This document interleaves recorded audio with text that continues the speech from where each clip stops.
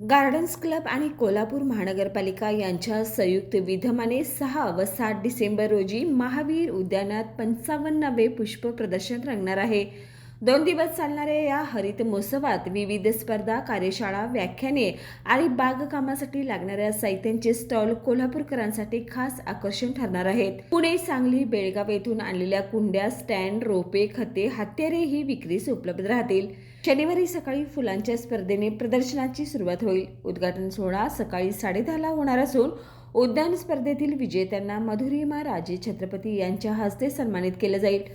अध्यक्षस्थानी परितोष कंकाळ तर विशेष अतिथी म्हणून सत्यजित कदम, राजेंद्र दोशी व शांतादेवी डी पाटील उपस्थित असतील. संध्याकाळच्या सत्रात प्लास्टिक प्रदूषणाचा अंत या संकल्पनेवरील स्क्रिप्ट स्पर्धा आणि तरुणाईची उत्सुकता वाढवणारा बॉटॅनिकल फॅशन शो होणार आहे.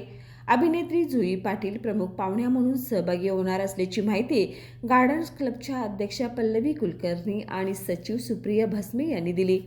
रविवारी सकाळी चित्रकला स्पर्धा आयोजित करण्यात येणार असून बक्षीस वितरणासाठी HP हॉस्पिटॅलिटी इंडस्ट्रीजचे श्री आणि सौ हिराकांत पाटील उपस्थित राहतील. ज्येष्ठ चित्रकार विलास बकरे अध्यक्षस्थान भूषवतील. विजेते चित्र 2027च्या कॅलेंडरसाठी निवडले जाणार आहे. संध्याकाळी पृथ्वी आणि पर्यावरण या विषयावर आधारित निवडक लघुपटांचं प्रदर्शन होईल.